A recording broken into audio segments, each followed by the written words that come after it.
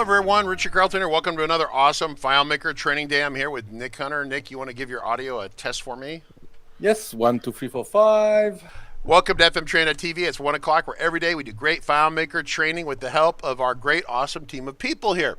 And we want to welcome everyone who's joining us on the live stream. Bunch of people are here. It's awesome that you're here. Once again, the content of what we present on a day-to-day basis somewhat changes, right? And so some days are more like beginner, intermediate kind of conversation. I'm going to put Nick down here out of the way. Beginner or intermediate, and then sometimes are advanced. So today is kind of like a very intermediate day for sure. If you're a brand new beginner, this is going to be a lot for you to absorb, but it's very cool. And so maybe even if you don't fully get it, you should watch it. I think Megan will get it and will understand it, and she may not totally get 100% of every little detail, but she'll be close, I think. Let's talk about the upcoming broadcast schedule real quick. I'm going to close this. There's Nick, but I'm going to do the upcoming broadcast schedule. So if you go to fmtraining.tv and you press the live training tab right here, I'm going to zoom in just a little bit more. You have the live training tab right here. We are working on this page as we speak, trying to get the web person to properly put all this together for us is awesome. That being said, you come down here, you can see the latest schedule of upcoming daily live streams every day, 1 o'clock Pacific time here, which of course will be much later and much earlier for you, and we do apologize for that.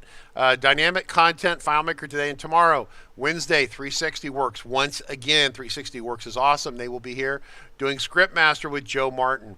It's a really interesting topic. And while we're there, we're going to want to see if we can get Joe to sign up for another event or two, because having him come in about once a month or every 3 weeks or so is useful because it helps keep them in the marketplace.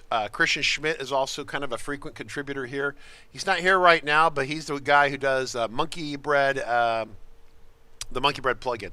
So Nick Orr, I mean, basically the vendors that we work with very closely, and we're happy to promote them, largely because it's an endorsement from me, which is not worth anything other than the fact that I don't want to have to go to bed knowing that one of the people I recommended is causing problems. So I trust 360 to do a good job. I trust Nick Orr, and as well as Christian Schmidt from Monkey Bread. So the Base Elements Goya folks in Australia are awesome as well. Thursday, Basic Beginner Day. This is like a Megan conversation about basic document management. In FileMaker Inc containers. Jacob Taylor won't be here, but we'll be covering basics this day. I'll have Margaret with me on Thursday and Friday as well. And we're going to be covering some questions that tend to keep coming up in FM Forums, which is interesting, right? So FM Forums is an online forum. It's not run, it's not moderated, it's not controlled by Claris, which is interesting. And so in some ways that's good, in some ways it's bad.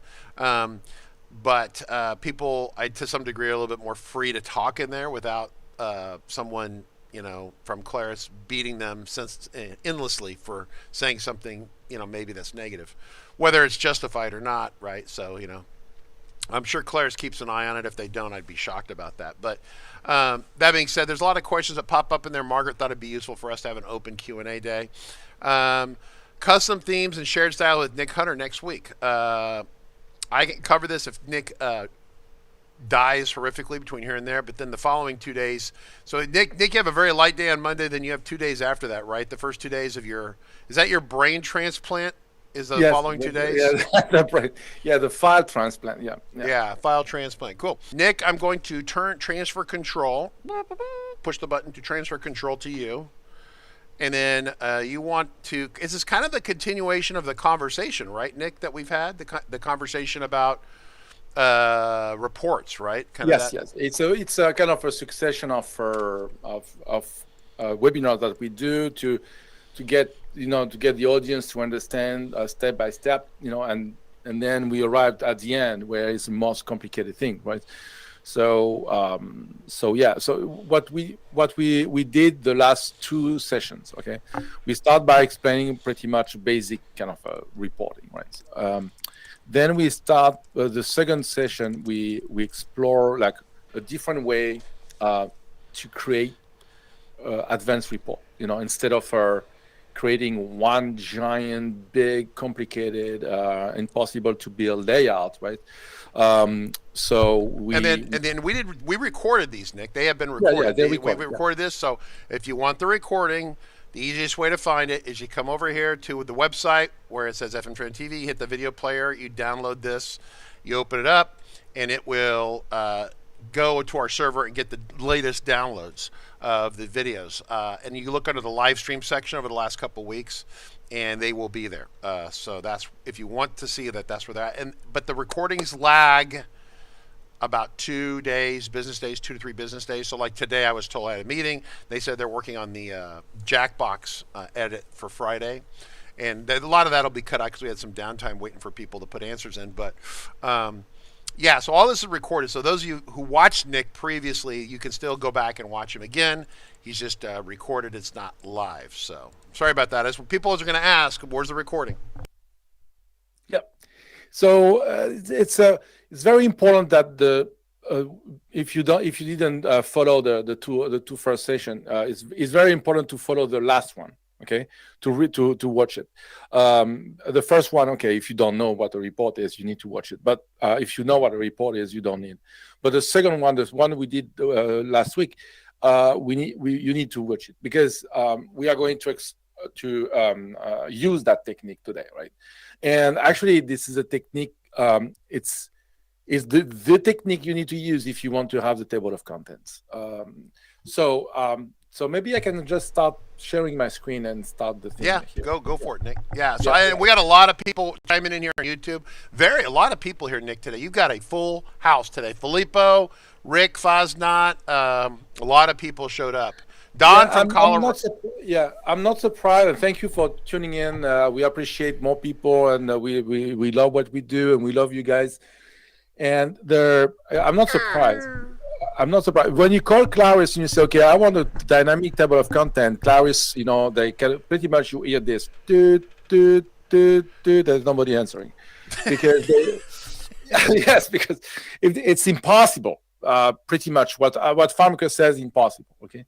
So let's make the impossible possible, but in the same time, let's make it simpler, So it's because when you want to get something complicated done, you need to use a succession of or little things simple. Okay, everything you do need to be simple, and everything you do need to be sliceable.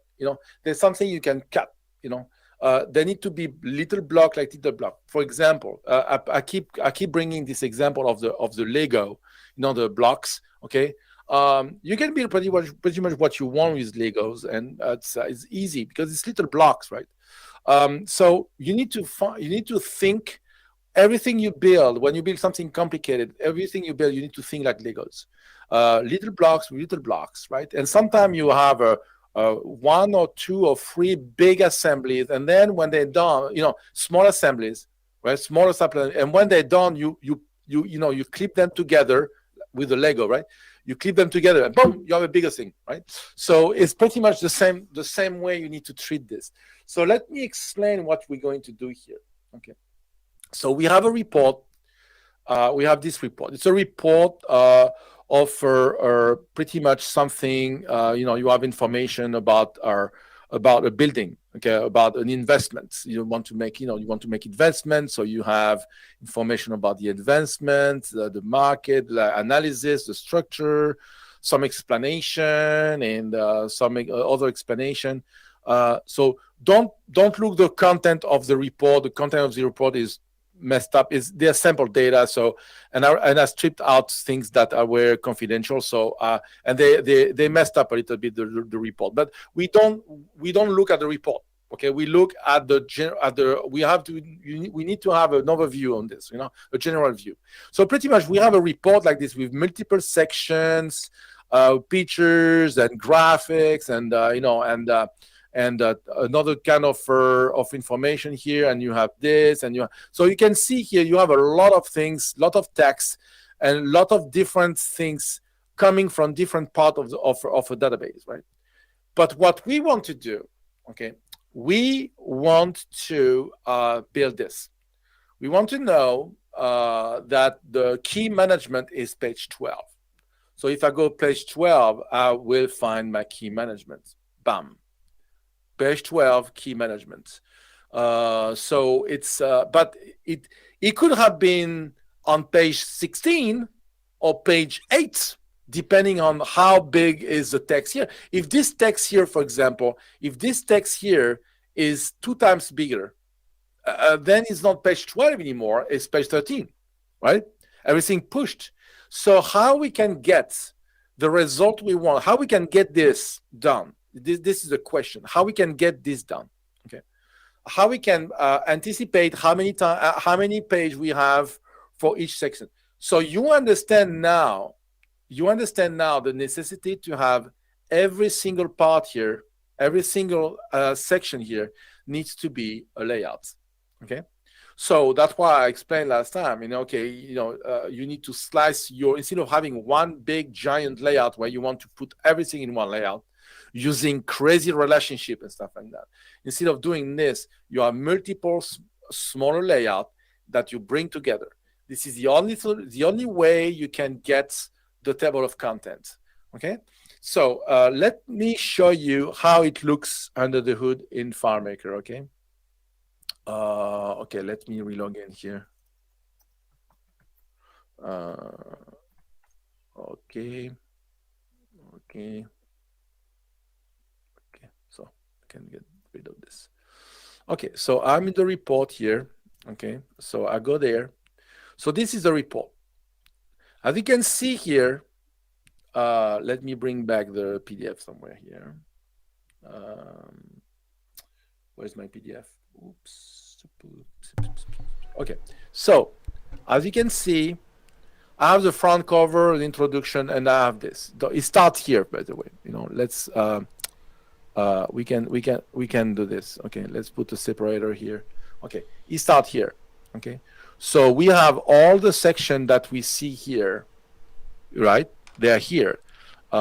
Highlights, okay, strength and risk. They are not in the order, but we don't care. But we have them all: investment structure, key management, project overview, project financing, feasibility. Actually, we can move that down. Risk. So the risk and seminar. So that at the end, we can move that. Actually, no, it was good. It was good. Strength and risk, yeah. So strength and risk, investment, key, projects, overview, financing, feasibility, TRC, and this. And so see, we follow this, okay? So you're saying there's a layout for each of those sections. Exactly, okay? So for each of those sections, see, for example, if I show you this section, the highlights, and if I open the highlights here, right? Okay, hold on. If I open the highlights here, let me bring that smaller. So if I open the highlight here, the highlight is there. So C is there. We have the thing here, right? Issuer, leadership, blah blah blah. So we have this, okay? So this layout here, right, is there. So this is one layout. That's it. It's one layout, pretty simple. There's a header and there's a footer and a body. That's it. There's nothing fancy here, right? There's nothing fancy. So, and you can see here what I'm doing. So what I was explaining on the first course is how the report works. I anticipate that the escrow release condition could be long. It could be long. It could take. Okay, I put a maximum possible, right? Pretty much what I do, I take the average and I double it, of the size, to make sure that I can have a long text. Anyway, we never expect that to be too long, okay? So, but pretty much we expect that to be like over here. It's this big right here. So you So you turned on the shrink object. The right? Shrink on. Move to up. Is it directly above, or is it to the which setting do you have for that? Is it directly above? Okay, it's all above. It's all above because this one can go here, right? So this one can go up. Okay, but if this one is not there, this go up too. Right. So you Okay, have it so set for all objects above only object direct. Okay, all right. yeah, so So for those see, of you who always wonder about this, because I use this about, okay, honest, I use this about every 18 months, 12 months, 18 months. I don't do that much FileMaker work, unfortunately, anymore. I tend to forget this, right? Which one did which. And so as I'm wrestling with it, I tend to turn one on. If it doesn't work, I test the other one until I figure it out. But yeah, does that make sense, everyone? This is kind of one of those little subtle moments about having an object in browse mode or preview mode, but browse mode slide up. So it figures out where the end is, it chops it off, and it slides it up. it's in Yes? preview mode. In browse mode, is not doing it. Browse mode is Ah, okay, go back. You're in preview mode? Oh, that's yeah, right. yeah. So Yeah. Okay, preview mode only. My bad. yeah, Yep. preview mode only. Preview is printing. That's right. I forgot about Okay. that. That's so bad. Yeah. I It's know. It's this is one of those like, hey, can I have a slide up in browse mode? Wouldn't that be great? yeah. But ask FileMaker. That's FileMaker. So yeah, so you can see here those are fields, right? And I say if it's empty, pretty much, is empty this, remove all, right? So if it's empty, hide it, hide this and this, hide this and this, hide this and this. So when this is hidden, if there's no administration fee, so it won't be empty. It will do this, right? Automatically, right? So this is why I do that, right? This is why I'm hiding it, is because it move everything up when it's not there, right? So this is I can look if you're interested. I don't know if Marge is watching us or stuff. We can take a note and we can do a course on this. We can do a webinar on this, on the hiding thinking, because it's true that it's kind of tricky. I cannot answer all the question about this right now, because as you said, I don't use that. Was this one? So you understand what I'm going here. Let's talk about the big picture of the report. I don't want to go too much in the details. I don't want to, look the report as a whole thing. Okay. So you understand that everything here, it's a slice. So it's a layout. This is the same layout, but this is another layout. This is this one. Okay, the strengths and risks is the another layout, right? And then you have another layout here, right? The investment structure, right? So you have this one, which is a diagram. It's a giant container field, right? And then you have the key management. So it's another layout, key management, right? And then you have this, the project overview, which is another project overview. So you have a long text, and then you have pictures here in a portal, right? You have picture in a portal. Okay, so you have you have a lot of things going on here. So in the report, so you have a lot of slice of reports, right? Very important. A lot of layout in the report. So this is how you can do the table of content, because I know this is a layout. Okay, so this is important. So now how it works, So this is why. So there's two things we are going to talk about during this course, today and tomorrow. Today we are going to learn how to build this, and tomorrow we are going to learn how we build page numbering through multiple layouts. Because I want the page numbering to follow, page 5, page 6, page 7, page 8, page 9. I want this to continue, and go through other layout. I'm in another layout here, and now I'm in another layout here, and now here, and I'm in another layout, and it's still going. And in the same time, I'm going to show you how you do that on the right and the left, because it's supposed to be printed. It can be printed like a book. So I want this to be inside. I want this to be on the outside of the book. So the odd on the right and the even on the left. See what I mean? Odd, even. Odd, even. Odd, even. Odd, even. Because when you print, I want the page numbering to be at the extreme, on the right here, on the left here when you print it. Okay. when you want to build a book, when you want to make kind of an assembly like a book, right? So that's tomorrow, page numbering. So today we are going to learn how to do that. So how we do that? There's only one way that we can anticipate we can count the page, how many page we have. Okay. So when you go preview mode here, FileMaker doesn't know yet. It doesn't know yet the number of pages. It's not because you go in browse mode, in the preview mode, that you know how many pages you have. FileMaker doesn't know it. See it? FileMaker doesn't know it yet. How FileMaker can know which number of page I have? Only if you go to the end. You go to the end, see? You go to the end, bam. And now it's calculating the number of page it needs. It's going to, bam. Okay, I have a lot of all records here. So let's do something else, okay? Let's go there, and let's say I want the preview of this, okay? So FileMaker, I'm in preview mode here for the key management, but I don't have the page numbering yet. How FileMaker knows that? You go to the end, and it tells you how many you have, okay? So you have 3, okay? So, and let me, I think I have a problem here, yeah, so let me do this.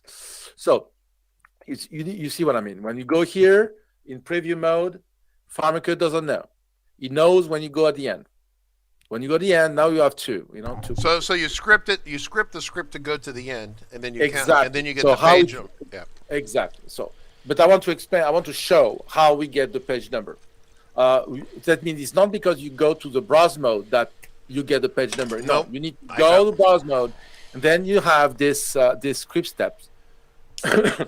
Then you have a script step here that says, go to record page, go to record/request. Almost never anyone really looks at this, right? So let's talk about this real briefly here for those of you who are not. So record is go to the record, means that you're in browse mode. Request is what this will do if you're in find mode, right? Find mode, right? Yeah.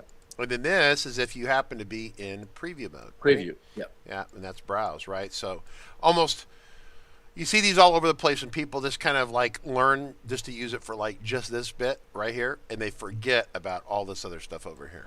Yeah. So at least I do. Exactly, and you can stay stuck there to find it because you don't think about it. They have one that does everything, So that was the original scene of FileMakers in the 80s and the 90s. They were doing stuff like this. They were using one command for everything. So let's do the general report here. Okay, how the script working? How the script is working. Generates the report good. Generate the report. Okay, generate report good. Okay, so I want to create a report. So this is a script. It's kind of but it's a lot of repeating things. The section, section by section. You remember what I told you about slicing the thing, data front page, introduction, highlights, trend, risks, investments, keynote. You go bomb. You can just say, if you don't want that, you deactivate. That's it, and nothing gets broken. If you do this, okay, because it's slice. And if one day I have a new page, I can put my new page here. You know what I mean? It's very flexible. So that's why you're going to get this. Okay, don't worry. You're going to get this. So, so what I'm doing here. Okay, so I'm preparing my stuff. So pretty much when you do something like this, you need to prepare yourself. Okay, so you say, okay, what do I need to print this stuff? What do I need to prepare myself to print the report? First of all, I need to know the things I need to know in advance if they are there or not. For example, I need to know if there's a project overview, or if there's key management, or if there's project feasibility, or I need to know that. Because if there's not, check if. I need to do that. I need to know in advance if those exist or not. Okay, why? Because I need to prevent them to go. If There's key management, do it. If not, if there's project overview, do it. And I don't want to do that on the fly. I don't want to arrive here and try it. Why? Because I'm not in the right context. When I will be here, the context will be over. I'm here in the right context here, right? I'm at the beginning, I'm in the right context. I'm preparing of my if, check if, all my ifs beforehand. Okay, I have this, yes. I have this, yes. I have this, yes. I have this, yes. That's it, That's all what I need to do. So when I check all my stuff here, when I prepare myself, then I go and I create I ask the people, okay, where you want to save your report, right? Okay, so that's what you ask. When you click the report, he asks you where you want to save it. Then you say, okay, no problem, thank you. I know I have the directory. I know where you want to save it. But that I showed that last week, okay? And then you have the path. Remember, I told you about the path last week. So this is what you get. You get the path, the directory, you get everything. The path is where you're going to save all the section of your layout. Remember when I explained last week, the append to append layout, to append PDF. This is the technique we are going to do. So I have my path here, and I have the deal name, and I'm preparing myself. I'm preparing stuff that I need in the future, right? That's what I'm doing here. So I'm preparing my path. I'm preparing my, I locate where I want to save the PDF. Okay. And then I'm generating the table of contents. So how we do that, the table of contents. Okay. First of all, I need to bring you the layout because this is where it's interesting. So we go to the report and we go to the table of content. I think it's there. Is there. So what the table of content? Okay. First of all, you need to understand something. It's a succession of things you're going to build. Nothing is predefined. I'm going on the fly. I'm going to tell what the name I want here, the title of this section, and the page number.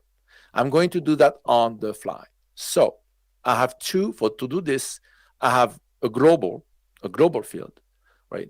And this global field is a repeating field. So why I'm using this? I'm using this because you can use records if you want, but using records, you add yourself a big problem. So don't go there.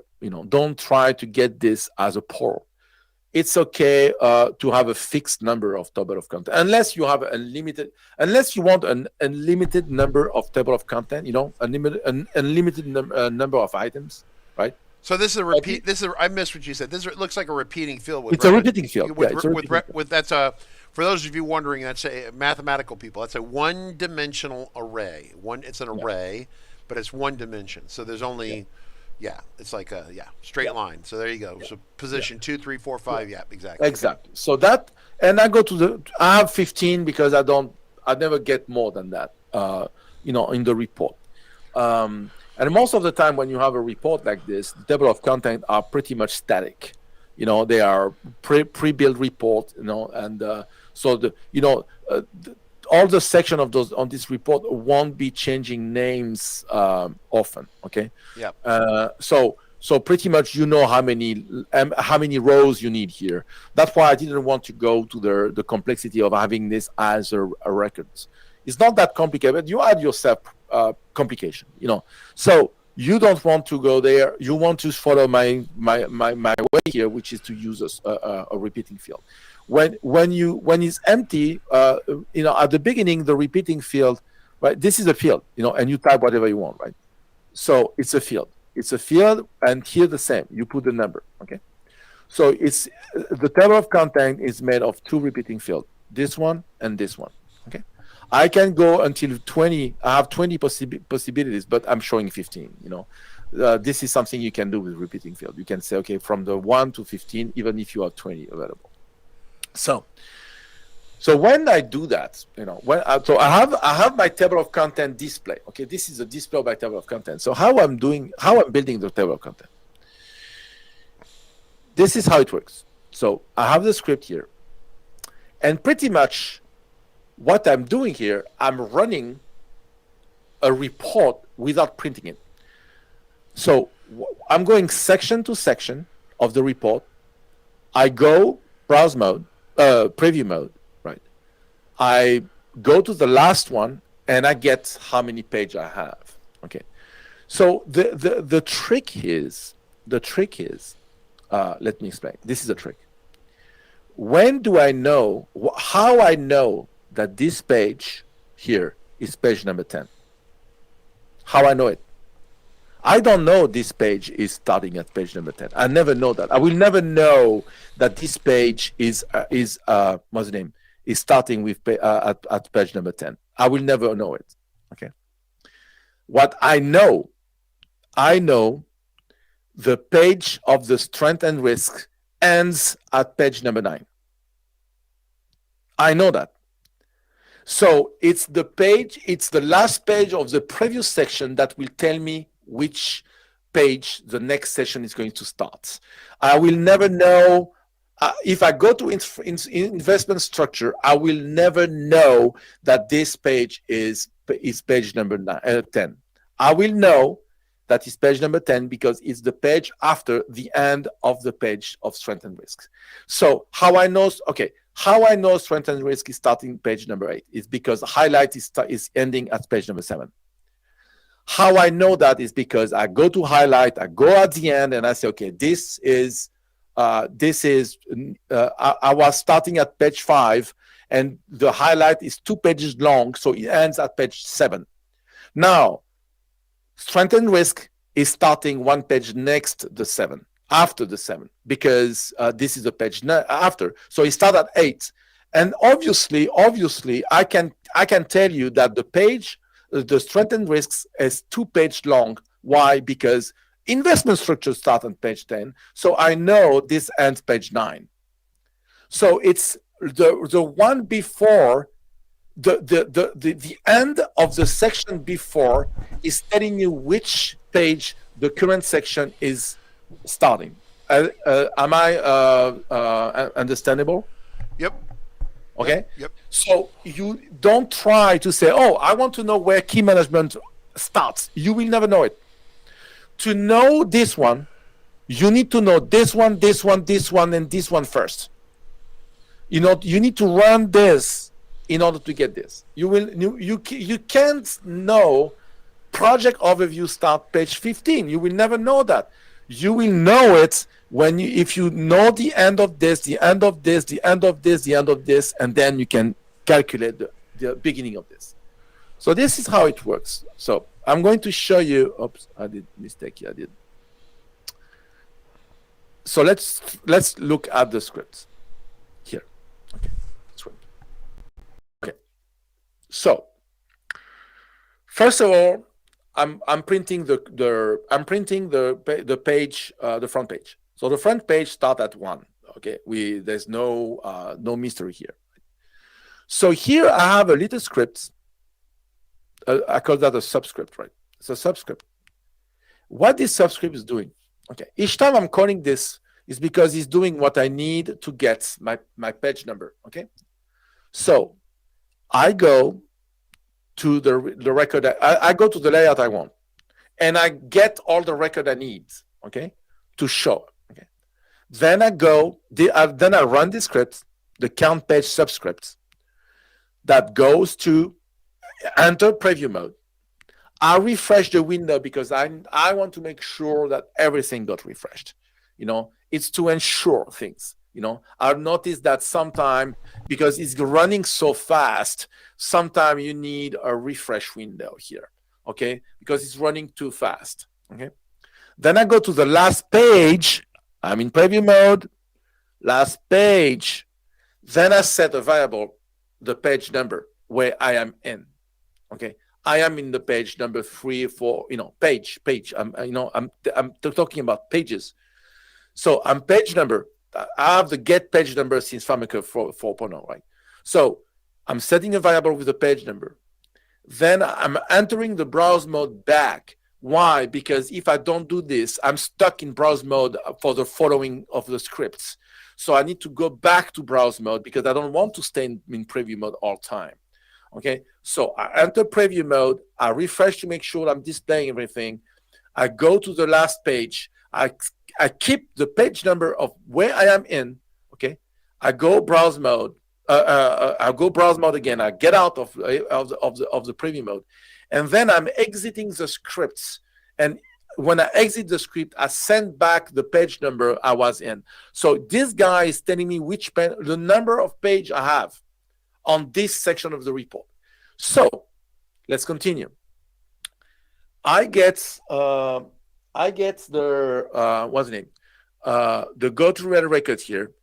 I have my page count number here. Okay, I count my page. Okay, I have this number of page, and then I'm setting a global field. Okay, that count the pages. So I say, okay, right now, okay, I am in whatever number of page I have here, plus the script results of the. So that means I am, for example, if this pretty much the front cover. The front cover is always one page, always.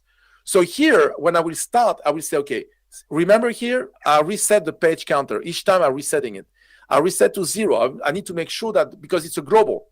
So I don't want to get the last, if you already run the script, I don't want to get messed up with the leftover of the previous one, right? So I reset to 0, make sure it's 0, okay? Then I say, okay, I go to the preview, I go to the front page, I count how many page is one page. So whatever was there, whatever was in this field plus the script result, pretty much 0 plus 1 equal 1. So some people know, by the way, on the front page, they were wondering, well, what if the table of contents is 2 pages or 3 pages? You run it through this process, you're always going to get the length. I will be running the table of content is part of a layout named introduction. So see, it could be 2 pages. It could be 5 pages. But whatever, I don't care, because each time I'm going, I count the page. So here I say, okay, I start with page 0, and I take whatever was there plus the number of page. Here will be 1 because there's 1 page. Let's say I'm going there. Okay, introduction. Introduction has 2 pages. Let's say 2 pages. Okay. I run my script and say, okay, oh, by the way, you have 2 pages in this section. Okay, no problem. I was in page 1. Because the previous one told me I was in page 1. Now I know this shows 1. You get the 1 plus 2 equal 3. Correct? Yep. Okay. Now. So I know I'm going to start on page 3 plus 1 because I want the next page of page 3. This is the end of the page. I want the beginning of the next section, yep, which is the end of this section plus 1 by definition. So the beginning of highlight will be whatever is there plus 1. So here how it works. Okay. So far I wasn't setting any table of content because this is before the table of content. So this is not part of the table of content. I don't have front cover and I don't have introduction. Why? Because this is the page introduction. So I want to count after that. Okay. So obviously in my report, right, this is what's the name? 1 page, 2 page, 3 page, 4 page. So my highlights start in page 5, which makes sense. Okay, makes perfectly sense. So this makes perfectly sense. Okay, so how I know that? So how I can set up this line here with the page numbering? I'm running through this process all the time. So I go to the highlights, okay, these highlights here, and I say, okay, and I count how many pages I have. Okay, I count how many pages I have. So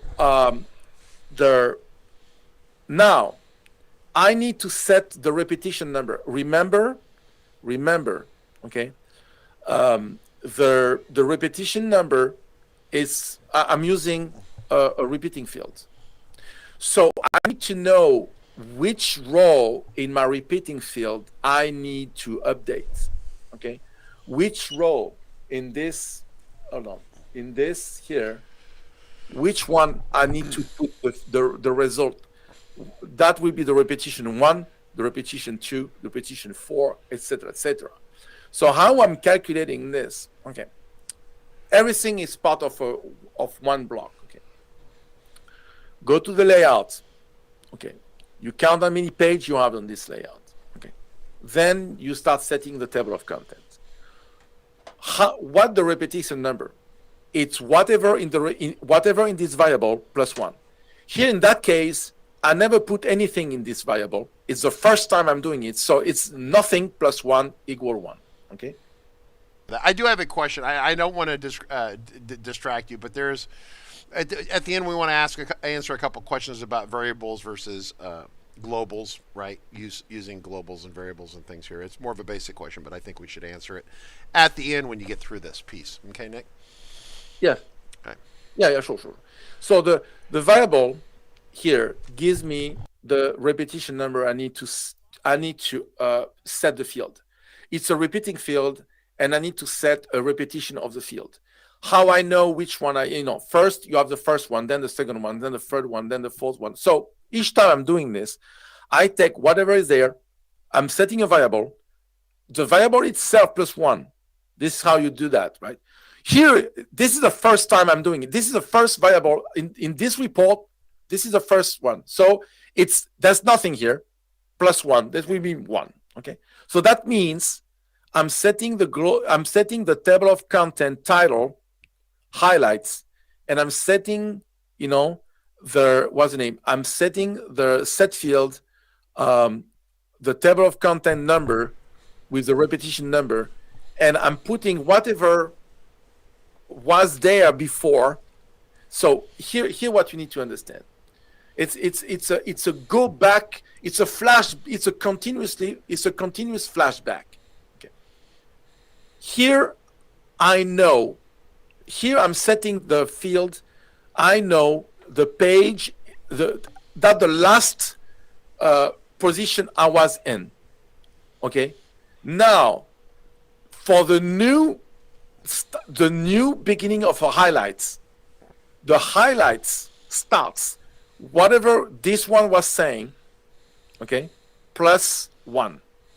This is where it starts.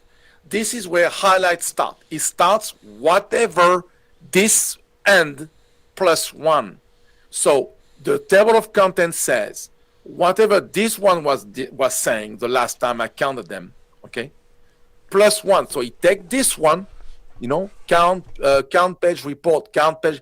He take this one plus 1. He add one of this one ending, introduction one ending at page 4. Ergo, the highlights start page 4 plus 1. Okay. Now I'm setting again. I need to set the count page field with the new count page, which is whatever is the page numbering that was there before, let's say 4, plus the number of pages of highlights. So now the count page is 4 plus 2, which will be 6. Then go to the next section. I'm doing exactly the same thing again. This was ending at page 6, right? So now the strength is starting at page 6 plus 1. And the new page count is now whatever was there before, that means 6, plus the number of pages of the strength. That field, those fields are preparing the beginning of the next. This is the end of the current section that will help me to calculate the beginning of the next one. And then I'm going to say, okay, here, put whatever was there plus the page number you counted for me. So now I can prepare for the next one. And I can do it again, set it with the new page, and then set the new table of content and set in the new page and set for the new table the content and set the new page, table of content, new page, table of content, new page, pa, pa, pa, pa, pa. So it's like I'm ending at 5. So the beginning of the next one is 5 plus 1. Now tell the system that is no, thank you for the 5. I was happy with this number here. I was very happy with this. Now it's no longer 5. Is whatever was there plus the page numbering of this one. So now is 5 plus whatever page. Thanks to this one, now I can tell this one, guys, okay, this one was 7. So now it's 7 plus 1. This one is 7 plus 1. So now you can set up the field with the new counts, etc., etc., etc. So I hope I was kind of understandable here. But I think it's pretty good. The one question we did have, I think it's kind of more of a basic question, but you're in here using a little bit of variable action and you're using some global fields, right? Yes. How do you there was a couple of questions here about global variables versus global fields, and really that's a much more basic topic. But when you're working on this project and you're deciding what you want to use in here, how do you decide, Nick? I mean, I have some thoughts on this, but I want to have you swing at this. How do you decide that you want to use a set field here as opposed to a set variable? Because this, I want that to be printable. I want to keep that. Yeah. So I want to display it. Okay. Okay. The what's the name? The variable here. I don't care. It's a local. I want that to disappear. It's just for now. It's just for the script. Right. So pretty much, okay. Here, how I'm using this. Okay, it's very simple. 2 ways. I need this to be printed. So I need this to be displayed on the screen. So I'm using a global field to display on the screen. Okay. So I need to set a field to get it permanent. Half permanent, because the global will go away, but it's permanent until I quit or replace. Okay. Yeah. Variable. Okay. Yeah, I think a global field is going to be I'm talking about global field versus a global variable. A global field is more flexible for printing, right? Generally. Yeah, it's better than global variable, especially when you have repeating fields. I mean, Yeah, I don't think you can do repeating in a variable. Yeah, it's kind of complicated. It's very complicated to do that. You need a loop. You go to the complexity you don't need. So that's the first reason why. And the other reason is when I need to update a key in a relationship key. Sometimes I cannot. You can't modify. You can't get any relationship working with global variables. You need You can have a global field as a key, relationship key to get updated, to get record. Yeah, variables can't be used in a relationship. No. Although that would be another really awesome little thing you could do. That would be awesome. That would be awesome. Hey, so this is for Chris, who's on Discord, right? So Chris, quit giving us really great suggestions to give to Claris, right? So in terms of performance, just off the top, forgetting this situation, this is a total open-ended question. The difference in performance, if you had 2 identical applications, a global field versus a global variable, is there a performance difference between the two? Impossible. Yeah, if you, I think you will have kind of a half of hundreds of the second difference. Yeah, I thought it was kind of a wash. It's kind of slang for they're about the same, but yeah. So it's generally it's. Yeah, it's not going to be a measurable thing. But Cal said, I would put a global variable instead of global. Yeah, but no, because I need to print that. I need that to stay until I print it, right? Because this is not done. When I'm doing this, I'm not done. When I do this dancing, the last one get me the beginning of the next one. It's not when I do this. It's not the end. This is just for generating I'm doing this to generate the what's the name, the page, the table of content, and then after that I need to print the report. So take a look at David's question there in Discord. David says, "Is using something like this set?" Yes, exactly. Yeah, that's what I'm showing it here, right? So here. This is how you do. you put when you set the field here, you have multiple ways to set a field with a repeating field. But so I get my repetition number each time. Pretty much what I do, I take whatever here. I'm adding one, because one is the same. So if you double click the set field though at the bottom, you can specify the repetition. I think Yeah, most exactly. people. Okay, just stop, freeze for a second, freeze. Most people only pay attention to this much of the dialogue, and they don't look at anything else. And it's not. And David, it's not your fault. This is what people see, because this is all we use every day. And then so suddenly, Nick, you go down here and you use this little section right here, and everyone's like, "What the hell?" And I'm kind of the same way. I'm like, "Oh yeah, I forgot that. I knew you could do it.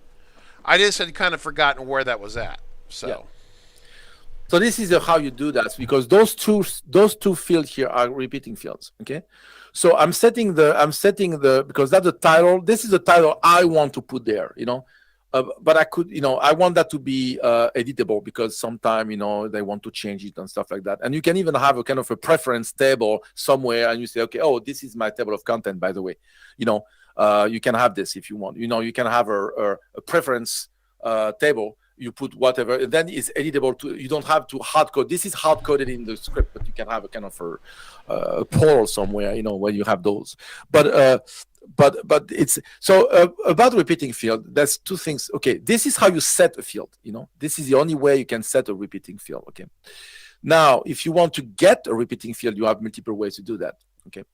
So you can do get a repetition, get repetition or something. Yeah, get repetition, and you put the repeating field you want and the number of the repetition. Okay. You can get this, or you can do this. You say this, and you brackets, right? 2 brackets. Okay. that's the technique I use right there, right? So basically, but you have to you got to get repetition like this. Well, the other way is the way you would do it if you were in math, and in engineering we would specify. You start doing, for those of you who remember the term linear algebra, you start dealing with stuff like that. The only thing I don't really like here, with this technique, the technique here, this technique here, is when you need to add the calculation here, because in that case you need to do this. You need to do n%. You need to do this. You need to put your calc, whatever calc you have, n%, this, and this. So if you have a calc in the middle of this, you need to do this, which is a mess.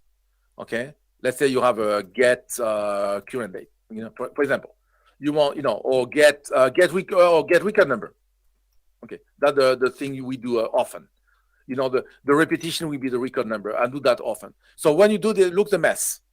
It's a freaking mess. Okay, I prefer by far using this technique here. Get repetition, and you have this. It looks much cleaner than the thing you have before with the ampersand and the parentheses, because this is exactly what it's doing, right? You know what I mean, right? So it's 2:07. What do we have going for tomorrow? Okay, so I'm going to end a little bit this tomorrow, but tomorrow we're going to, because now we have the table of content. That's great, but I'm using the same technique here. I'm going to use the same to get the page numbering. From the beginning to the end, and across multiple layouts. That's what we are going to watch tomorrow. Right? Cool. Okay. All right. Very exciting. Very exciting. And it works with more than just FileMaker 19, which is kind of nice.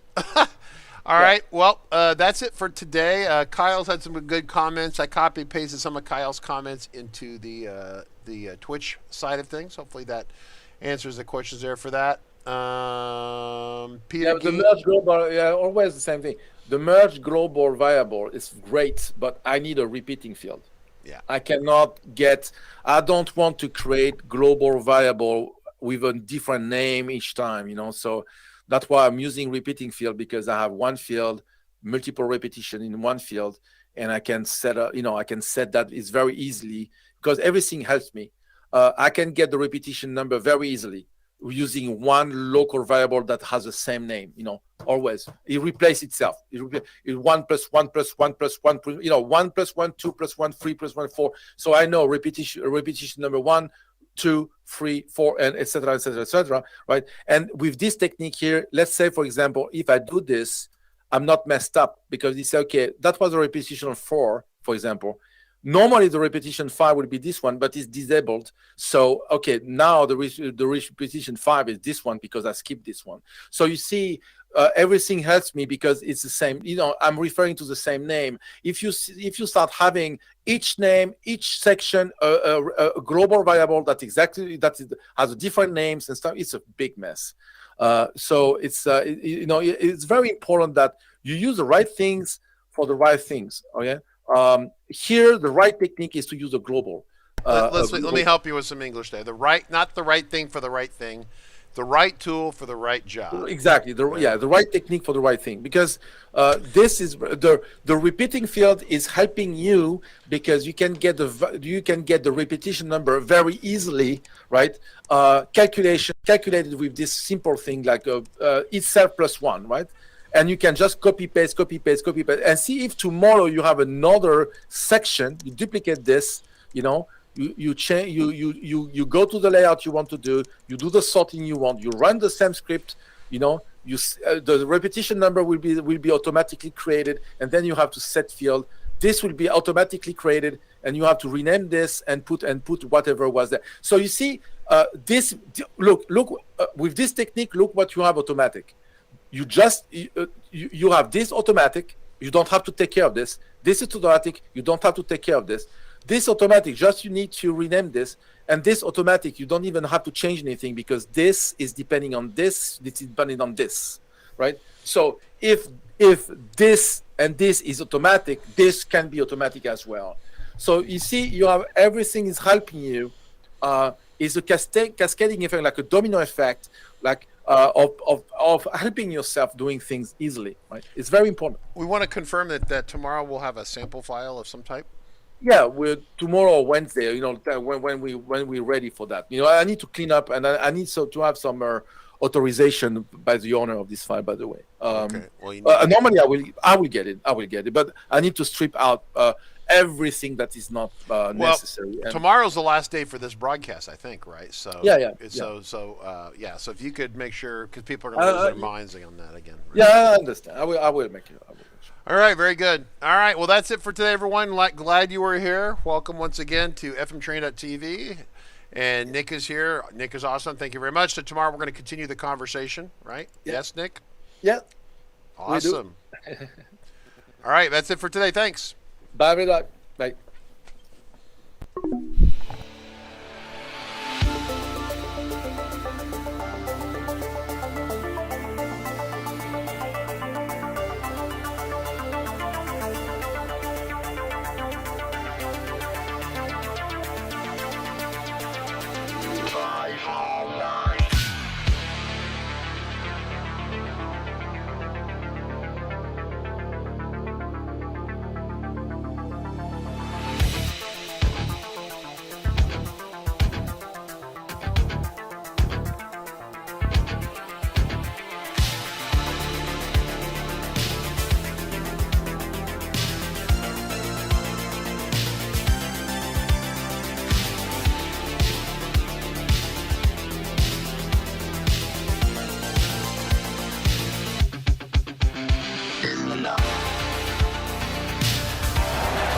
Guys just stepped up the whole way. Calm, cool, collected the quarterback. Great read, good patience. More importantly, great job up front protecting this quarterback to give you a chance. And that's all you can ask for. Trying to rally down 10. 9:25 to go here in the fourth. Short motion by Amendola from the left. Brady takes the shotgun snap. Stands in, throws it left for Amendola. Reaches up and snacks a high throw and lands inside the 10. Rolling to the 9. Ball slightly behind him, but Danny makes the grab.